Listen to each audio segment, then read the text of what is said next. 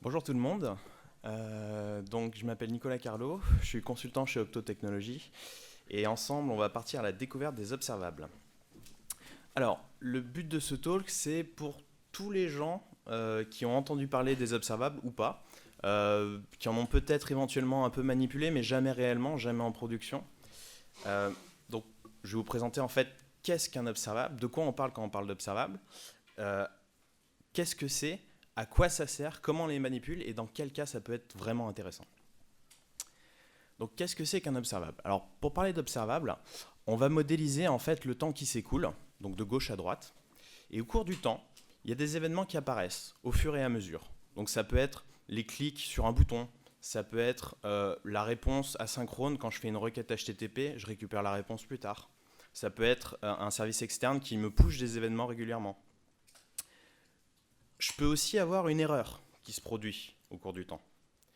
Et également un autre événement un petit peu particulier, qui est un événement qui me dit là c'est bon, t'attends pas à autre chose, c'est terminé, il va plus rien se passer ici. Par exemple, dans le cadre de la requête HTTP, une fois que j'ai ma réponse, on va me dire c'est bon, t'attends pas à ce que je t'envoie autre chose.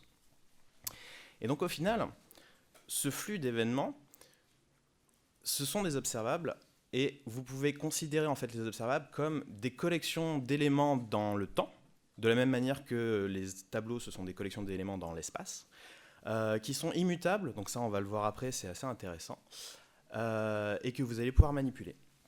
Donc ça c'est la représentation des observables, qui a une particularité première, c'est également d'être paresseux. En gros, ça veut dire que si personne n'écoute mon observable, si personne ne l'observe, il ne va rien se passer. Donc pour des raisons de performance, c'est intéressant.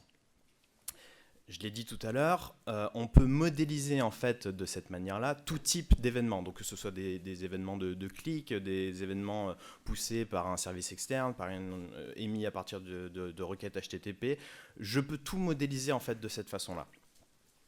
Et donc si vous avez entendu parler d'Observable, vous avez certainement entendu parler du projet de la suite ReactiveX, qui est un projet qui a été porté par Microsoft depuis un certain nombre d'années, et qui en fait implémente le concept des observables dans plein de langages différents. Donc vous l'avez en Java avec EricJava, en JS avec EricJS qui gagne de la traction en ce moment, en Scala, en Python, en Swift, en C++, en énormément de langages, et qui vous fournit du coup le concept, cette abstraction d'observable dans votre langage, et toute une API d'opérateurs qui vont vous permettre de manipuler en fait les observables. De la même manière que si vous avez déjà utilisé des maps ou des filters sur des tableaux, eh ben, vous avez déjà acquis cette manière de raisonner.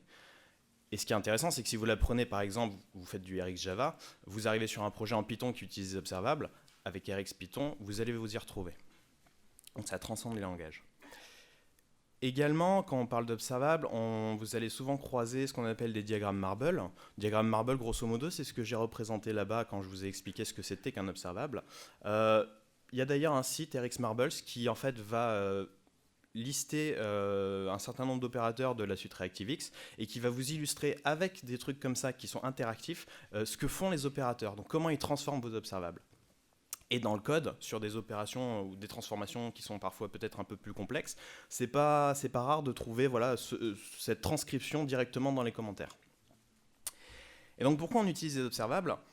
Pour un certain nombre de choses, mais ça va vous permettre d'écrire un code qui va être déclaratif, on va le voir après, avec des opérations qui sont simples et qui se composent, et c'est super pratique en fait pour manipuler tous les flux d'événements asynchrones, que ça vienne de plusieurs sources différentes qu'il vous faut combiner, ou même d'une seule que vous voulez manipuler, c'est extrêmement pratique. Donc ça c'était la partie théorique, on va le voir sur un exemple concret. L'exemple concret, on va imaginer une page, toute bête, c'est un exemple un peu bêta mais qui suffit à illustrer le propos, où si l'utilisateur clique dessus, il ne se passe rien. Maintenant, si l'utilisateur clique 2 fois, on va lui dire « tu as cliqué 2 fois ». S'il se met à cliquer 15 fois très rapidement, on va attendre, et quand il a terminé, on va lui dire « tu as cliqué 15 fois ». Et donc, à ce moment-là, on peut faire des choses. La problématique qui nous intéresse, en fait, c'est si l'utilisateur clique plein de fois, comment je fais pour résoudre ce problème? Donc, allons-y. Je me dis, ok, donc déjà, c'est un événement clic. Donc, ce que je vais faire, c'est que je vais écouter les clics sur la page. Donc, quand il y a un clic qui se passe, je vais faire quelque chose. Ensuite, on a dit, c'est pas dès qu'il y a un clic qu'il va se passer quelque chose, c'est quand il y a au moins 2 clics, ou 3 clics, ou 4 clics. Donc je vais devoir compter les clics à un moment donné.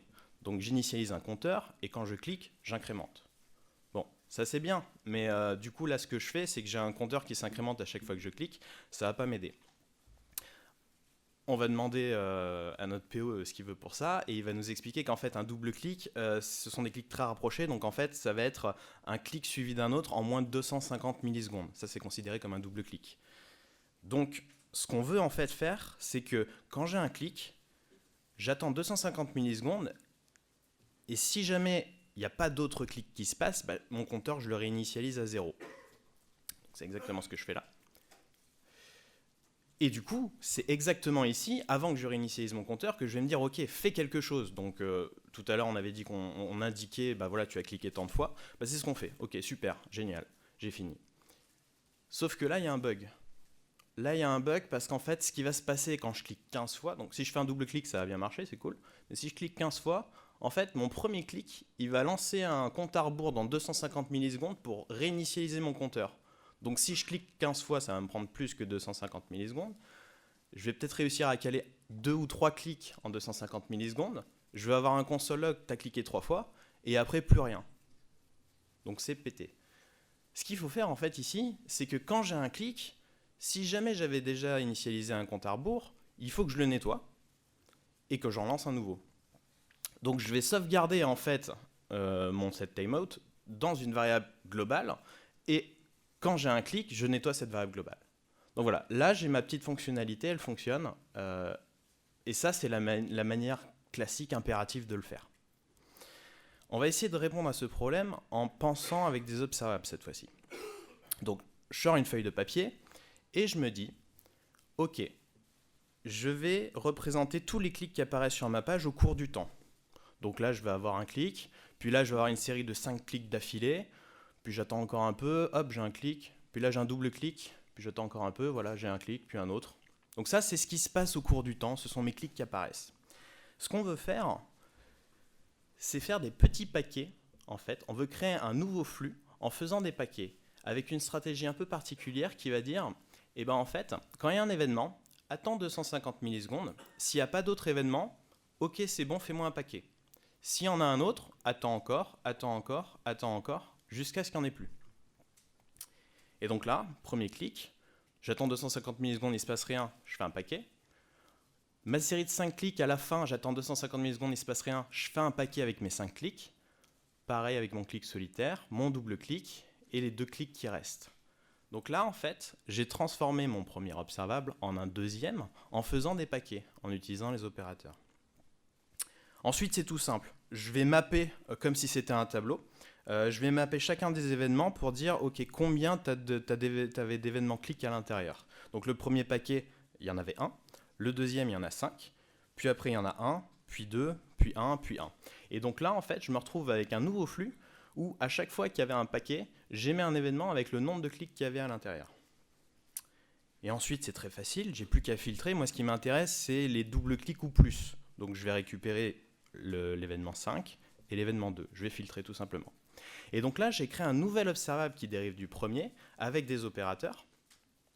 Et je vous disais que c'était immutable, c'est-à-dire que je n'ai pas modifié en fait le premier flux de clics que je peux réutiliser plus tard. Mais j'en ai créé un que j'ai dérivé avec des opérateurs. Ok, ça c'est le brouillon, ça c'est la modélisation du problème. Maintenant, comment je traduis ça dans le code ? C'est assez simple.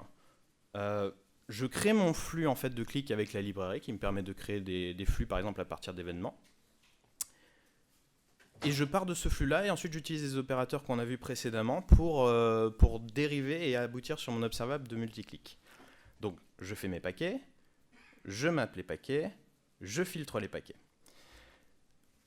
Je vous ai dit tout à l'heure, les observables ils sont paresseux. Donc en fait si je m'arrête là, il ne va rien se passer. Il ne va rien se produire. Pour qu'il se passe quelque chose, il faut que quelqu'un quelque part écoute les observables. Donc en fait il va falloir que je souscrive à ce flux final. Et c'est à ce moment-là que je vais faire mes effets de bord finaux où je vais dire, à ce moment-là, quand tu as des événements, tu me logs le nombre de clics que tu as. Et donc ça, c'est le code qu'on aurait fait pour résoudre le problème, mais avec des observables. Et à partir de ce code-là, on observe un certain nombre de choses. Déjà, il n'y a pas de compteur, il n'y a pas de timeout, il n'y a pas de micro-gestion en fait, de variables globales qu'on essaye de gérer à la main. Le code, il est déclaratif. Vous voyez tout à l'heure, on avait des lettres avec des compteurs qu'on incrémentait, qu'on changeait plus tard. Là, on a deux variables qu'on ne réassigne pas. Et du coup, c'est quand même vachement plus simple. Déjà, on a pu le raisonner sur papier, on a pu le traduire dans le code. C'est plus simple à tester aussi. Alors, j'aurais pas le temps de rentrer dans comment on teste des observables, mais je vous ai mis des liens après pour creuser ça. Et à faire évoluer. Si je veux par exemple changer les spécifications à ce niveau-là, c'est assez facile d'insérer un nouvel opérateur ou d'en retirer un. Un point intéressant, c'est que les effets de bord sont localisés dans le subscribe. Donc tout à l'heure à 16h10, il y aura un talk sur Cycle.js dont j'avais parlé dans le synopsis par Thomas. Je vous invite à aller le voir. C'est dans cette philosophie de mes effets de bord, en fait, je les mets à un seul endroit de mon code, je les minimise et tout le reste, c'est seulement du data flow qui est pur, de la logique applicative. J'ai séparé en fait ce qui pose problème de la logique métier de mon application que je vais pouvoir tester, notamment unitairement. Et c'est complètement réutilisable. Si jamais je veux faire une nouvelle fonctionnalité qui a besoin en fait d'un flux de clics, je peux tout à fait réutiliser mon flux là-haut, ailleurs, sans avoir peur de casser quoi que ce soit ici, ce que je n'avais pas du tout à l'heure. Donc voilà, pour aller plus loin, je mettrai les slides en ligne. Je vous ai compilé un certain nombre de liens intéressants. Et c'est tout. Du coup, il me reste un peu de temps pour les questions si vous voulez.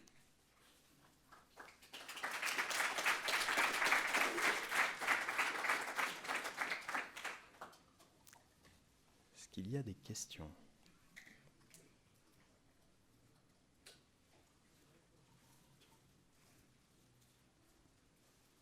Pas de questions ? Bon, du coup, c'est que c'était clair. Merci.